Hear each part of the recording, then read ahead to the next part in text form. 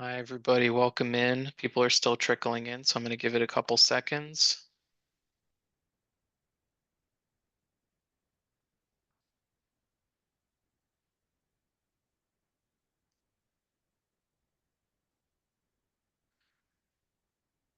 All right. Hi, everybody. Welcome. Thank you so much for being here. I'm Toby Spear. I'm the Education Director at AWFS.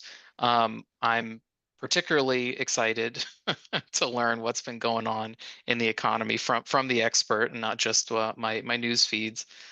So it is my pleasure to welcome back Dr. Chris Keel for his quarterly economic update for us and for the woodworking industry.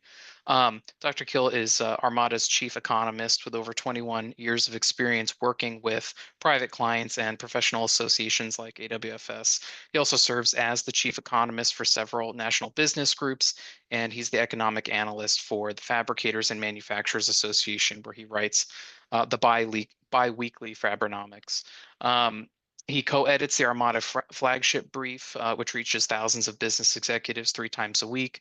He's a sought-after keynote speaker, delivers around 100 presentations annually to business and industry associations, both in the US and internationally, including having spoken for us at the AWFS Fair, in addition to these webinars. He holds his doctorate in political economics, advanced degrees in Soviet and Asian studies, and he's previously taught international economics and finance for over 15 years before joining Armada. Please join me in welcoming Chris. Thank you. Thank you very much. So, what you don't realize, those of you who are eagerly watching all this, is that you're not going to be looking at me from the waist down. I have been dealing with back problems for the last 2 or 3 months, so this is the extent of my exposure to the world is virtual. At some point, I'll be able to get back on the road again, which is going to be a lot more fun, but aging is not for the faint of heart. Let's put it that way. So I'm going to go ahead and share my screen, and I gotta turn the share screen on. So I think that's Toby's job. There you go. You're all There set. we go. We should be good to go, and make sure I've got the right thing. Very good. So we were just talking before this thing started that it's almost impossible to say what it is we're going to talk about. It's kind of like we're going to talk about the economy as if any of us had a clue. My favorite definition of an economist is somebody who explains tomorrow why the predictions they made yesterday didn't come true today. We also are well aware of the quote by John Kenneth Galbraith that said that there are only two kinds of forecasters in the world. There are those that don't know and those who don't know they don't know. So we'll kind of take that into advisement. And then one last quote just to set things and make sure that I've utterly trashed my profession. Milton Friedman's comment: one of the great mistakes is to judge policies and programs by their intentions rather than their results. That is a pretty common problem in economics. I often start my talks by almost doing a primer on economics, bringing you back to your Econ 101 days. But there are things that you may have learned back then that would be even useful now. One of the commentaries, as far as economics is concerned, is that there are certain immutable laws that no matter how hard you try to get away from them, you can't. And they end up coloring what you react to. It ends up coloring how people respond to things. I mean, one of my favorite is the law of unintended consequences. There are lots and lots of things that happen, whether it's in a business or a government or in a private family, that sound good, and then you get about halfway into it, and it's like, what the heck? How did this happen? Why is this going on? And the bottom line is that it's all interwoven, and it's all influencing one another, and pretty soon you end up going off in a direction that you never intended to go off into, and then it requires you to adjust and figure out how to manipulate what you were doing in the beginning. So it's a challenging construct just even from the very beginning. But beyond that, you've got certain behaviors like the whole idea of choice. I mean, it's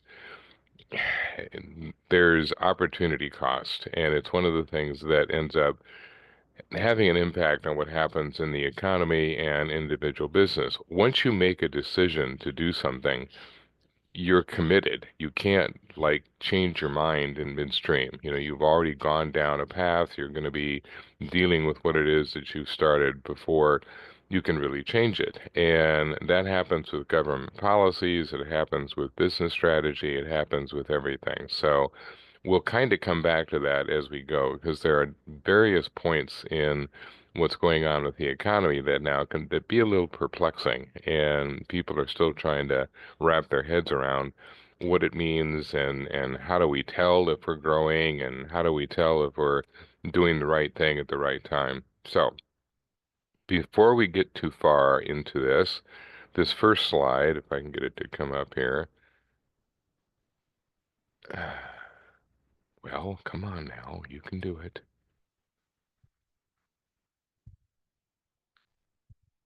The joys of technology. Ah, here we go. So this is a collection of data from the Conference Board. The Conference Board is a group of economists. I think there's probably 50 or 60 of them, and they come up with these reports. They do them about once a quarter, just kind of looking at things like GDP and the unemployment rate and inflation and all the rest of that stuff, kind of predicting what they think is going to happen in the coming year. One of the things that will strike you when you look at this list is that they're always wrong. Every single prediction has been off by generally about a half a point, sometimes a little less. And there's a certain method to that madness. It's not really as accidental as it would seem.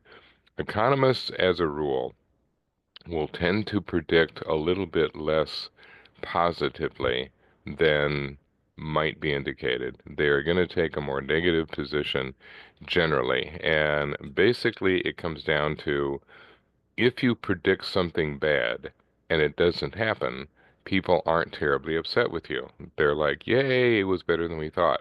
If you predict something really good and you don't get it, people get very upset. They're like, you said it was going to be 3% growth and it was only 2.5 and I lost money. So we have a tendency to be a little bit on the cautious side. We're going to look and see what sort of things would mitigate against growth or what things would mitigate against a better employment rate, et cetera, and kind of build that into the forecast. So if you look at 2024, most of those quarterly growth numbers were a little less than we actually showed. By the time we got to fourth quarter of last year, we were growing at about 3.4 and are kind of heading into the first quarter of this year at a similar pace, somewhere around 3.1. Not far off from what the predictions were, but enough to matter. And one of the things that we have been watching for the last 2 years is that the growth hasn't been killer. It hasn't been robust. It hasn't been to the point that we're setting the world on fire. But growth that is 2.5, 2.8, 2.3, 2.6, 3, 3.9, that's pretty decent growth. And if you compare it to some of the years we've had before, I mean, look at 2022, 2023, not terribly big growth years. But we exceeded that in 24. We so far seem to be pushing a little bit further in 2025. So the bottom line is things are not that bad. And I know that's kind of a radical thing to say because right now everybody is bemoaning the fate of the economy and wondering if we're going to make it to the end of the year. Objectively speaking, most of the data is pretty decent, but there's a caveat. There's a thing that is making this harder for the average person to kind of get their heads wrapped around. Various things are impinging on the economy right now. We're going to be watching these pretty closely. And it's been frustrating because they're not secure. One of the things that we remember from the first Trump term is that positions changed. They changed very quickly. As soon as the situation changed, the attitude of the administration changed. There was a great deal of almost experimentation. Like, we're going to try this. If it doesn't work, we'll change our mind and do something else. And it wasn't that it was necessarily data driven, but it was just flexible. And we particularly saw it in things like tariffs. We saw it in relations with other nations. We're seeing that again now. I mean, you have this hue and cry not 2 weeks ago that we were going to put these huge tariffs on Canada and Mexico and China, and there was nothing that could be done about it, and this was the way things were. And literally 24 hours later, they changed. And it's just, okay, what is the policy? What are we going to be doing as far as tariffs are concerned? So briefly, just kind of a primer on what tariffs are supposed to do and what they're designed to do. Tariffs are simply a tax. They're not anything other than a tax. They function like a tax, they work like a tax, they're designed to do the same thing. Number one, it's providing money for the government to function on, but that's not its main job. The main job is shaping behavior. So if you want people to do something in this country, any country, you basically encourage it with tax breaks or some kind of grant, etc. If you don't want somebody to do something, you tax it. If you don't want people to smoke, if you don't want people to drink, if you don't want people to do all kinds of things, you put a tax on it. When you are trying to control the kind of material that comes into your country, when you're trying to control imports, when you're trying to benefit your domestic industries at the expense of somebody else's, you use a tariff. You find that the tariff is a way to encourage American consumers to buy American because it will be cheaper. For the last 40, 50 years, the sort of focus for the United States has been the consumer. The consumer is king. The whole idea, literally since the end of the Second World War, has been to encourage the U.S. consumer to consume, to have a lifestyle that is the envy of the world. So anything that could be done to increase consumption in the United States was done. So we paid people better. We had better working conditions. We had, a whole series of things that got tried over a 20, 30, 40-year period. But at the top of the list was bringing in stuff, equipment, consumer goods, anything from the rest of the world because you could get it cheaper, and the American consumer would therefore get the benefit of a cheap good without having to pay exorbitant amounts of money for it, without having to really suffer much of anything. So the United States became the world's focus for consumer behavior. And that was great. The average American loved it to death. I mean, we got to do what we wanted to do, and we got it cheap, and everything was fine. However, that came at a cost. The cost was that domestic manufacturing was at a disadvantage. If you were trying to compete with China or India or Myanmar or Mexico or Argentina, well, good luck. The wage rates are lower, the regulatory rates are lower, the taxes are lower, all the different things that would make it easier to make a living, make a business in those countries. Well, we didn't have that. So over time, the United States quit making certain things. I mean, how are you going to compete with Myanmar to make tube socks? You can't. I mean, it's just you're talking about paying people in Myanmar a few dollars a week versus paying them, excuse me, minimum wage or slightly above in the United States. So the whole idea was to bring in goods. However, sooner or later, you began to realize that you were losing an awful lot of jobs. Manufacturing jobs had left the U.S. There were lots of people that had been making a living in the U.S. can't now because those products are being made elsewhere. So the decision was made, not necessarily as a whole, but kind of let's push U.S. manufacturing. Let's try to recover some of that industrial might that we had once before.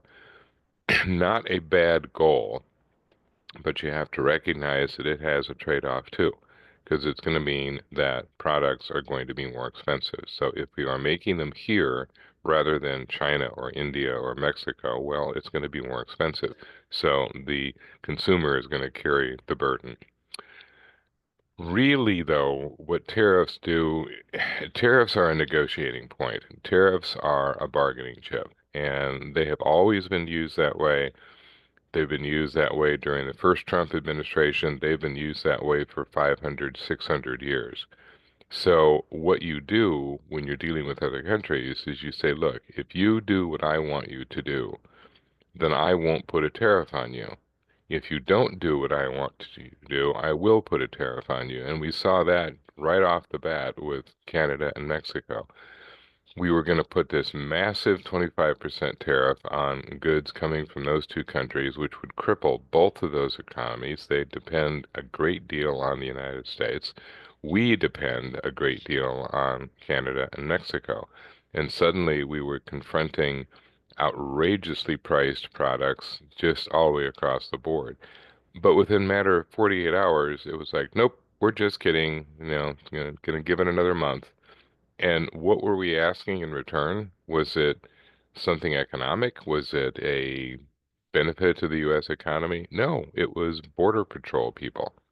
It was like, we want Canada to be stricter on the border.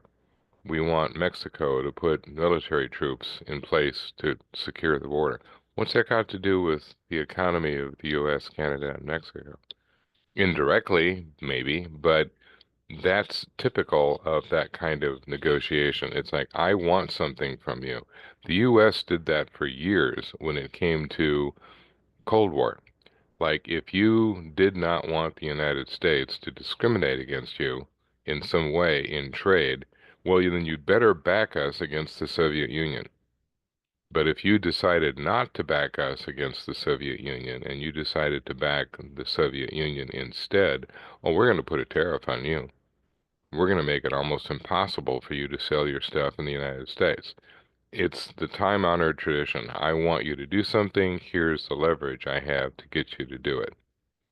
So we're going to see more of this year, and it's likely to be short-lived. I mean, you're going to have some countries that are going to say, sure, whatever, whatever it takes to keep my economy going. Other things will be trickier.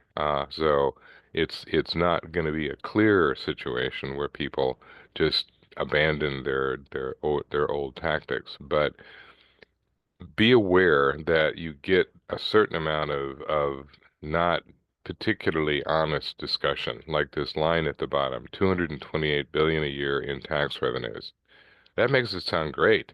We'll put those tariffs in place, and by God, we'll tax China, and we'll tax Mexico, and we'll tax Botswana, and no, we won't. We don't have the power to tax any other country. So if there is $28 billion in taxes paid through tariffs, it's not coming from China or India or Mexico or anywhere. It's coming from the U.S. consumer. The U.S. consumer will end up paying more money for a product that comes from one of those countries, and therefore they will be paying the taxes. The taxes will be handed off. It's the same logic that has always existed, but somehow gets missed that let's put a tax on a corporation. Okay, sounds good. Rather let's tax the corporation rather than some individual. What does the corporation do when it is taxed? It passes it on. It's not going to pay it himself. So what does a country do when it's hit with a tariff? So it's basically just dealing with the logic of these types of arrangements. The other thing to be aware of, and this is something else that's been pretty common, is going after the bureaucracy and going after regulation. This is something that, believe it or not, both Democrats and Republicans have been interested in because it has gotten to be a critical position. If you go back even just to about 2010, 2012, the average American company of any size was paying out something around $40,000 a year in compliance costs. So just regulatory costs, having to comply with all the rules and regulations that apply to their industry. That number now is $330,000 a year. So the average company in the United States is paying $330,000 a year in compliance costs. And when you realize that 99.9%, and I'm not kidding, 99.9% of businesses in the United States are small, that is a burden. That is a huge chunk of money that has to come out every year to be in compliance with whatever administration has have jurisdiction. Some industries are just overwhelmed. I mean, they just have hundreds of regulations to deal with.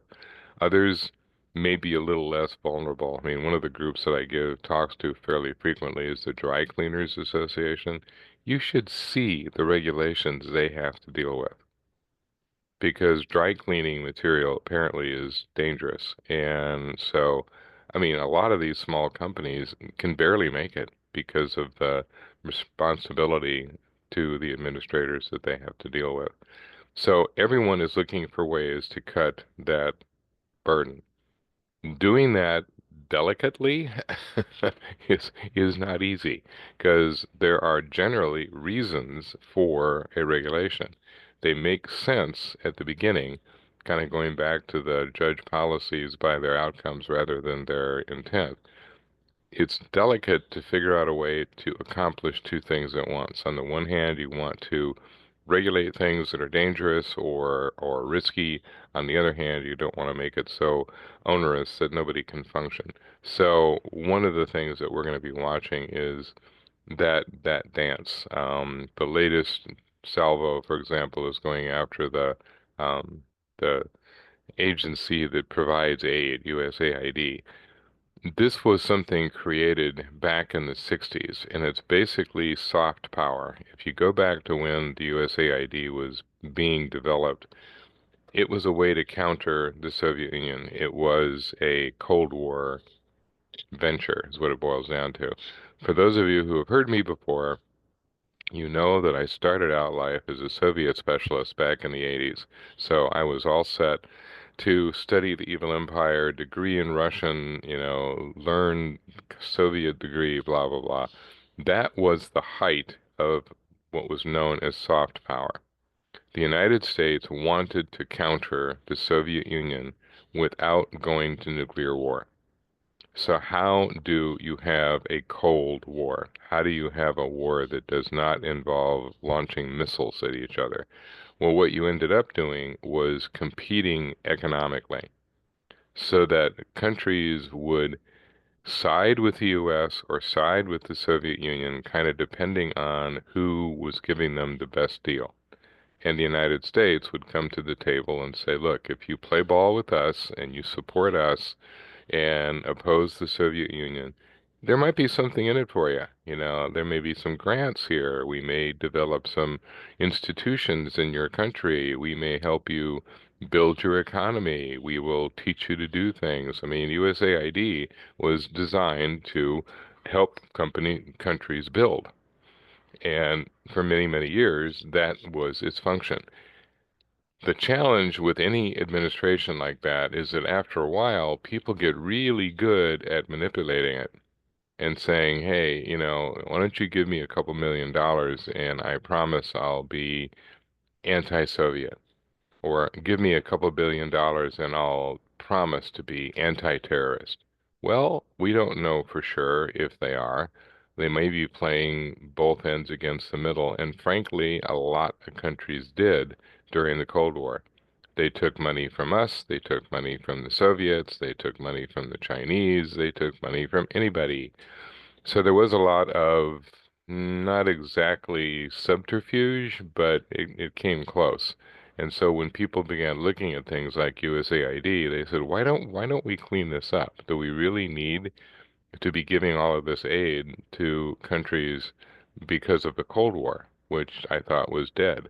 So anyway, there's a lot of complicated aspects of this thing. On the other hand, the USAID programs did do and have done and continue to do a lot towards kind of cementing relationships between different countries and the US and Europe for that matter. So anyway, we could go into excruciating detail on this, but we won't. So The principle that is really sort of governing the economic recovery right now is the K recovery. This is unique. We've never had one of these before. And it really throws off the way we've been assessing the economy. We have three different economies, and they're functioning simultaneously. And if you look at one of them, you're like, wow, this is great. I mean, the economy is booming. We're doing better than we ever have. This is great. If you look at another striation, it's terrible. And people who are in that bottom third are barely hanging on. Their experience isn't affecting the upper income experience or vice versa. So if you're looking at the upper 100K and above, they're not, they're spending like they always were. I mean, they're not even paying attention to inflation. They're just barreling along. They're buying houses and they're buying cars and they're going on vacations and they're spending their money like there's no tomorrow. So if you're aiming at that household, life is good. I mean, you're like, what, why are people complaining? Everything is doing fine. If you're in the bottom third, 50K or under, you're living paycheck to paycheck. You're barely surviving from one month to the next. And if you're a business aiming at that group, well, you're suffering. You know, these people don't have money and they're not spending it, and they're basically just spending on necessity. The people in the middle are the ones that are attracting the most attention now because they are continuing to spend as long as their jobs are secure. The moment they begin to worry about their jobs, that's when that group literally pulls out of the economy almost overnight. So one of the things that supports the economy, and it's certainly important for your business, is house building. So as long as people are building houses, as long as people are rehabbing their houses or redecorating their houses or expanding their houses, all of that stuff, well, they're involved in the woodworking business. They're looking at furniture, they're looking at wall treatments, they're looking at you name it. It's part of that sector. They're still spending as long as they are secure in their job and as long as they think their home is fine. As soon as that job becomes a challenge, that's when you start getting foreclosures and people start getting underwater in their loans and all that stuff. We went through that in 2008. We don't want to go through it again. So all eyes are on that 75 to 100K range. So far, they're doing fine. About half of them are living paycheck to half. The other half pretty comfortable. Those in the upper income are doing splendidly. They are predominantly governed by the markets. So something that we sort of have to be aware of is that their money is coming from the market. If the market, for whatever reason, begins to sag, correct, any of those things, well, that upper limit group is going to be in more distress than they are now. So the Fed looks at certain things. So when you're looking at what the Fed is looking at, trying to figure out what they're going to do, pay attention to things like GDP, unemployment, core inflation. GDP right now is not bad. We have actually risen almost close to 3%. The Trump target is 3%. That's what's been stated by the Treasury Secretary nominee. So we're pretty close to that now. We're expecting to be in that range for the remainder of this year. Unemployment, very stable, probably around 4.3, if not a little lower. There's nothing that's going to shove unemployment into the higher level because we're still in the middle of a labor shortage, and that's been going on for probably 20 years. As long as there are too few people to hold the jobs that are on offer, we're not going to have a massive unemployment problem. What we will have are people who are kind of unemployable. And this is one of the things that any modern society kind of have to come to grips with. If you have the right training, if you have the right education, if you have all the right background, you're going to make a fine living. You're going to make money. You'll probably be in the upper third. But if you don't, you're in trouble because there's no kind of safety net job. You know, the only place the one can get a job without skills and education may be in the very, very basic service economies, which don't pay well. And so that group is going to be sort of on the edge pretty much forever just because they don't have the variability. You know, they don't have the leverage to make that kind of money. But the unemployment rate will still stay relatively low. Core inflation has basically calmed down. We're not seeing the inflation rise that we were seeing even a year or two ago. However, that is one of those things that kind of confuses people because people will be told inflation is under control. Inflation is, you know, a little over 2%, maybe 2.7, pretty close to what the Fed wants. Everything's great. And then you look around and say, wait a minute, what do you mean you think everything's great? Everything is expensive. You know, I go to do the simplest thing and, you know, I go out to eat and it's $100. I want to go see, I mean, I was watching just the news today, just, you know, just watching the local stuff and it's like there was some local theater group that is doing hairspray. And it's like, okay, it's at some community center, local actors. If you want to go see Hairspray in Kansas City, it's going to cost you $50 a piece. Really? That's kind of high. At least it was for us. So, what do you mean inflation's gone? Okay, the inflation rate has come down. Inflation itself is still high. And it went up because of the pandemic and all the other factors that fed inflation. It takes a long time before that actually comes back down. There's only two ways you can reduce inflation.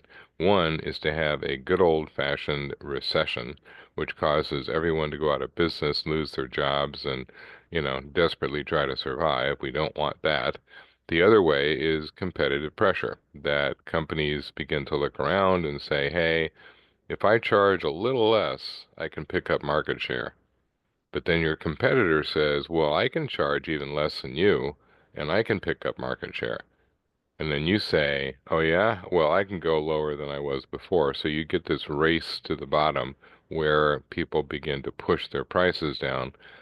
That only happens if it's a competitive market. That only happens if there's an alternative. And if there isn't an alternative, there's nothing to force that price down. So the core inflation rate is going to be about what it is now, but it's going to be a long time before the inflation that we had the last 10 years begins to fade.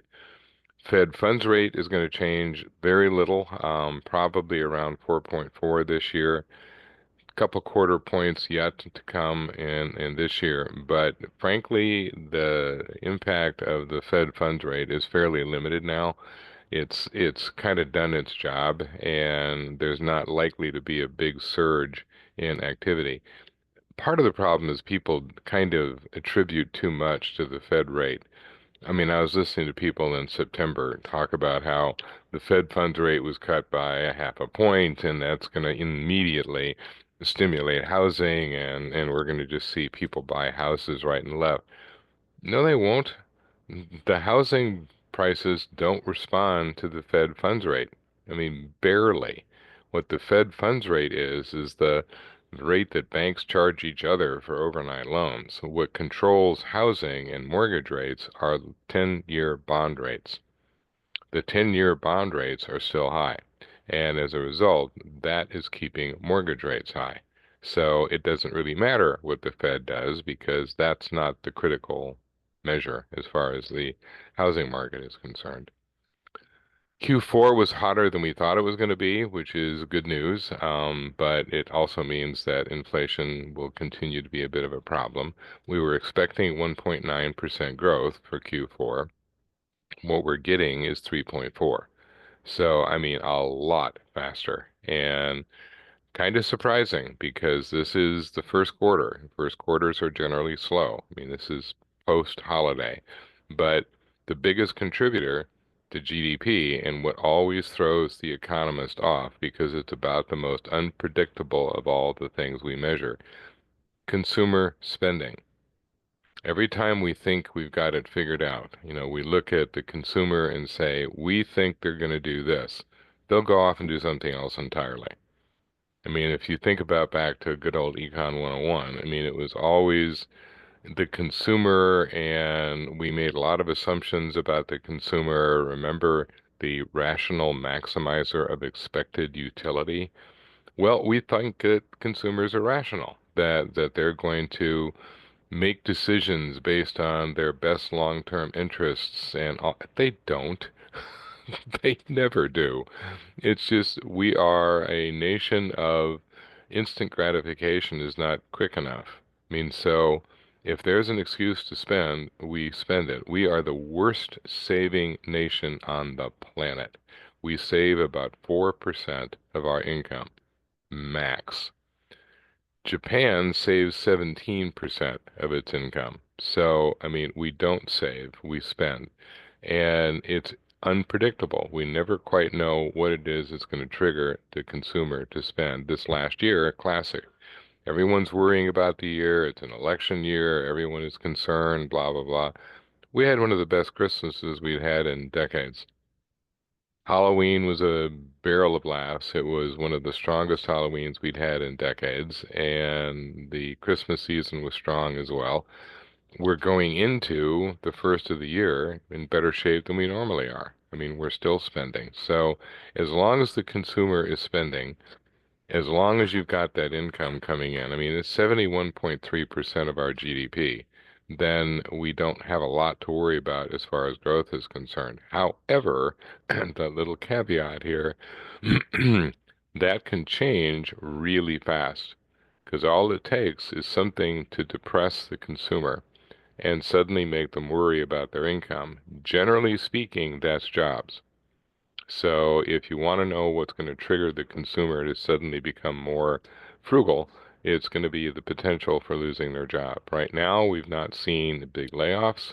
We've not seen sectors that are kind of dealing with an overabundance of workers. If it's anything, it's the other way around. And that has kept wage growth going pretty robustly. And you can see that here. Wages are growing faster than overall inflation.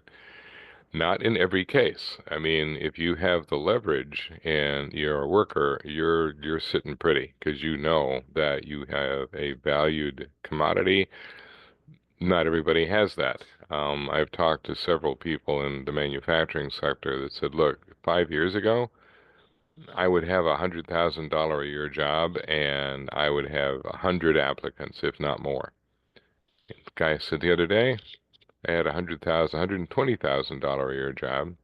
I had 2 applicants, and they came in and told me what I was going to pay them, what my benefit package was going to be, and if I didn't like it, I could take a hike.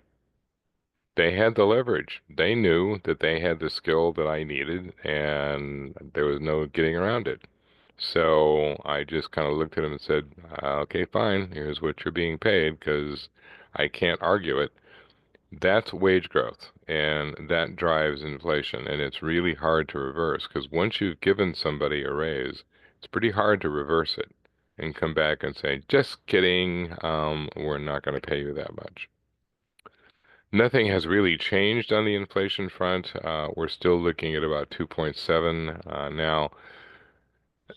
Inflation is a hard thing to measure, to be honest. It's one of the hardest things we deal with because it's constantly changing.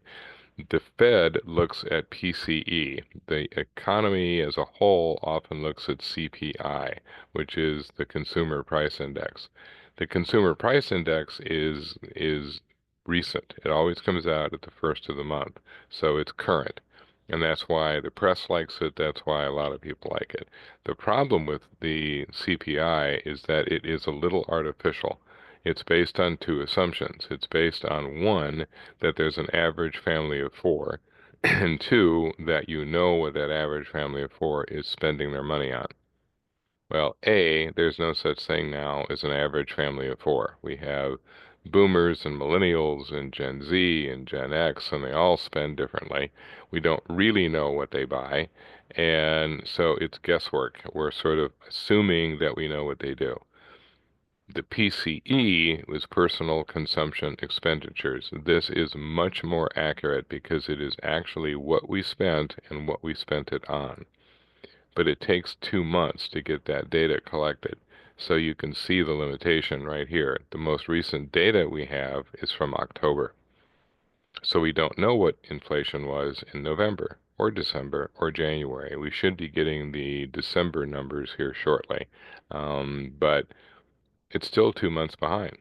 And that is kind of giving you a little bit of a inflated sense of what's going on with the economy. Currently, it's in a reasonable range. It's in a range where the Fed is comfortable, 2, 2.3, 2.5, somewhere in there. One thing that's very important doesn't get picked up as much by the press, but the business community certainly knows inventory to sales ratios. You live and die by these. The last thing you want is a whole bunch of inventory sitting around doing nothing. You want it sold. You want it out the door. But during the pandemic, you had such trouble trying to get material in and able to supply what a customer wanted that you held way more inventory. And this was particularly the case in construction. I mean, you can't very well start a project and say, well, we're going to start this project. We're going to build these homes. We're going to build these office buildings. We're not really sure when we're going to be able to finish them, because we don't know if we can get the material we need. So we're either going to finish the house in 6 months or 10 years. Hopefully that's okay. Well, you can't do that. So the construction company is going to have to lay in all this inventory so they can actually finish the project in a reasonable time. Well, when you have a shortage of everything, that's hard to do. And now we're finally getting back to balance. We're now in a situation where the inventory is kind of keeping up with the actual sales ratio. And you've now got a situation that 77% of shippers thought they were balanced. Only 14% thought they were overstocked.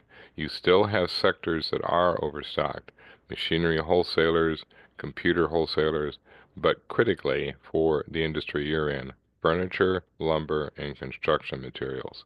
Those are still sitting at a heavy point. There's still more inventory in those sectors than would be ideal. Non-residential construction has been booming, particularly over things like warehousing and distribution, but now you're getting a lot of activity around things like data centers and any sort of energy-oriented building. Residential construction is hanging in there above the trend line. It is always very erratic. It is sort of coming back to earth after briefly sort of surging. But residential construction is extremely specific to an area. I mean, you're going to see a boom in one part of the country and a reduction in another. One of the things that has been playing a role in residential is people moving from one place in the world to another. We're seeing a lot of people leaving high tax, high income states because they can't afford it. So people are leaving California, they're leaving Oregon, they're leaving the Northeast, and they're moving to parts of the country that are cheaper. Lower taxes, lower cost of living. One of the fastest growing cities in the United States, believe it or not, is Fargo, North Dakota. There was a study not done, a year ago that was asking the question, how much would you have to make to live a comfortable life as a single person in every state in the Union? California is going to make sure that you earn at least 200,000 a year, or you can't live that comfortable life. That same comfortable life in North Dakota, $50,000.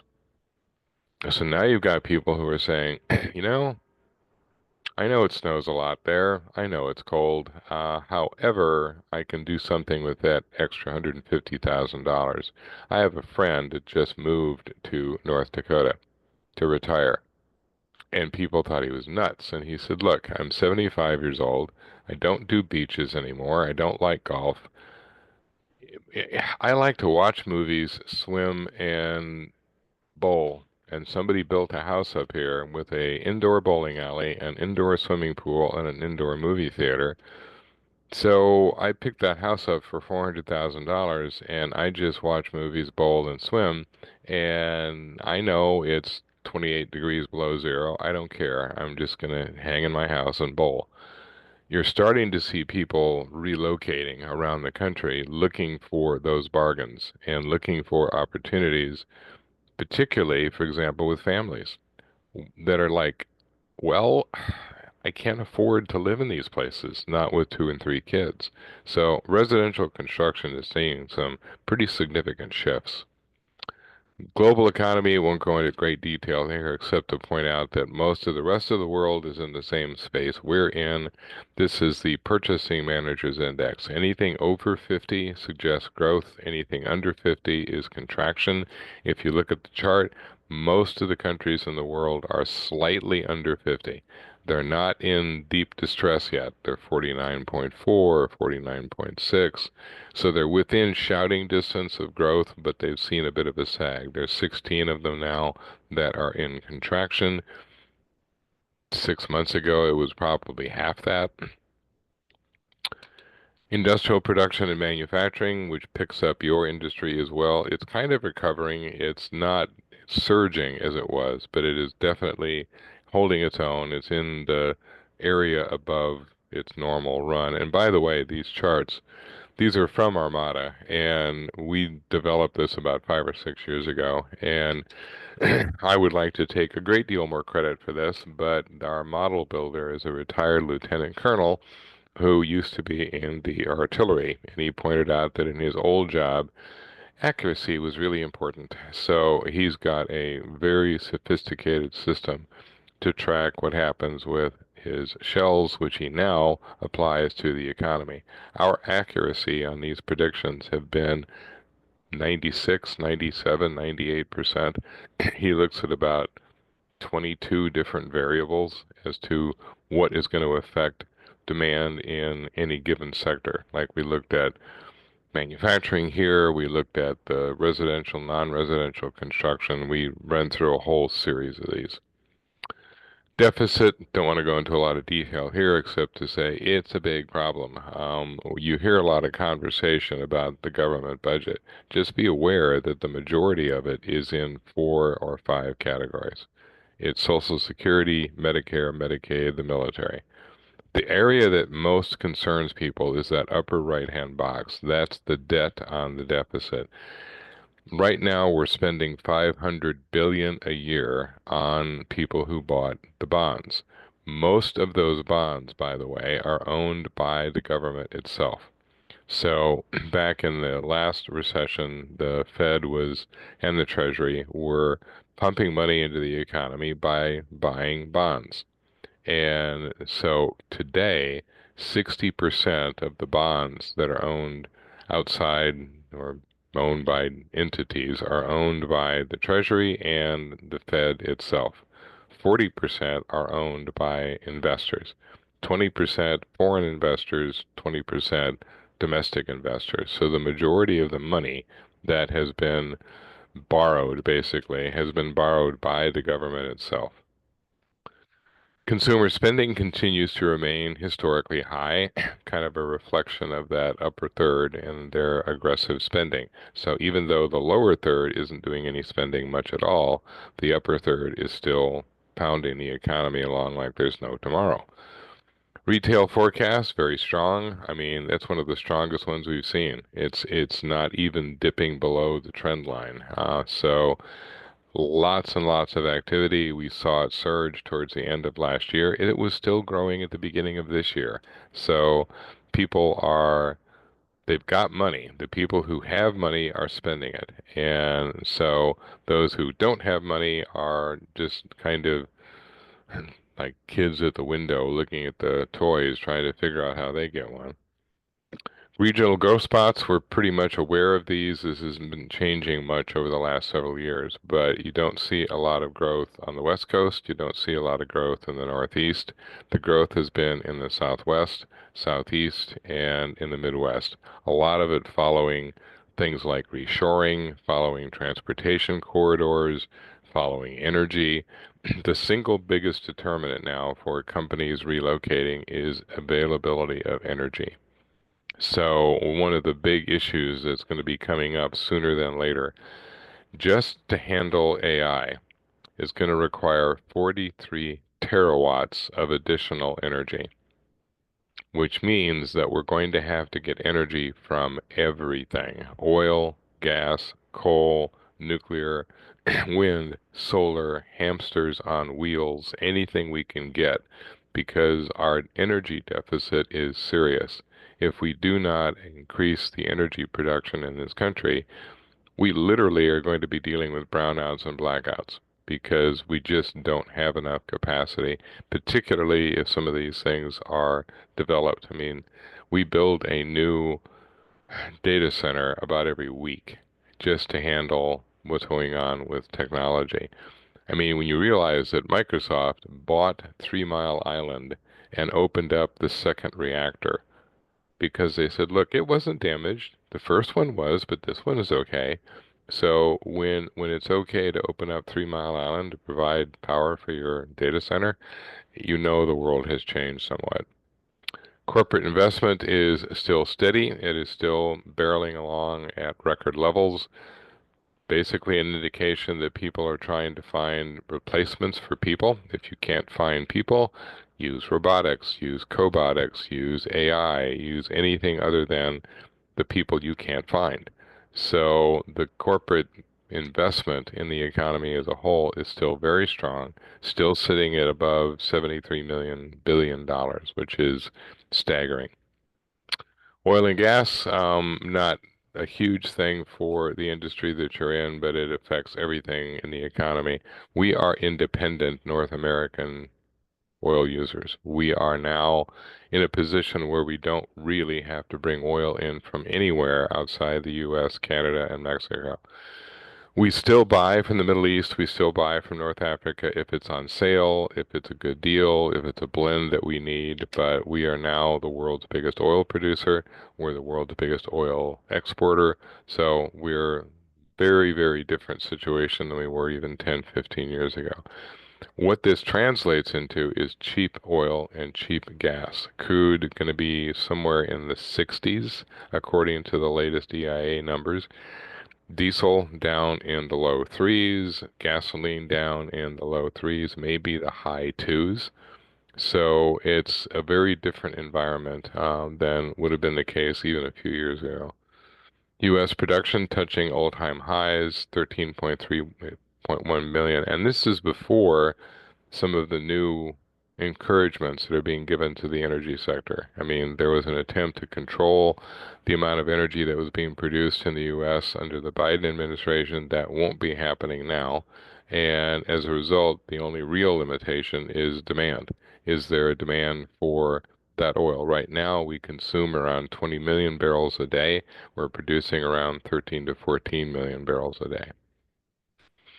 Big story is inventory. Production is very stable. There's certainly impact from what happens overseas, but much, much less than it used to be the case. And the global supply chain pressure is a lot less profound than it was. It's still there. You know, we're still dealing with things like the Red Sea, and we're still worried about the Panama Canal periodically, but not as we were. And there's alternatives now for the supply chain that might not have existed previously. EIA still has averages at the bottom of the 5-year low. We're not even worried about filling up the strategic reserve anymore. There is so much shut-in capacity in the oil sector. The transportation sector is actually worried about this because they're like, yeah, you're storing oil in tank cars. We in the rail industry refer to those as bombs. So we have to be a little bit cautious about that. So reshoring, last couple points to make. The reshoring phenomena is real. We're still seeing over 2 trillion, $3 trillion worth of reshoring every year. Companies moving back to the United States, trying to kind of deal with the uncertainty of business in China and all the rest of it. Not sure at this stage how that affects some of the furniture business because that has been a relatively slow migration.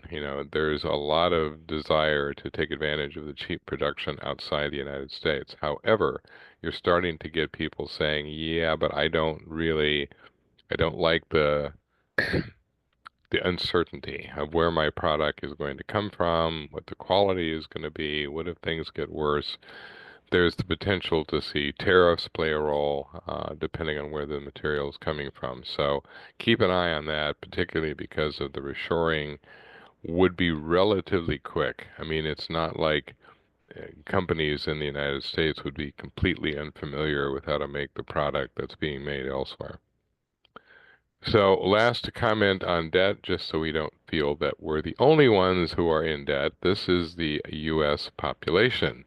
70% of our debt is mortgage.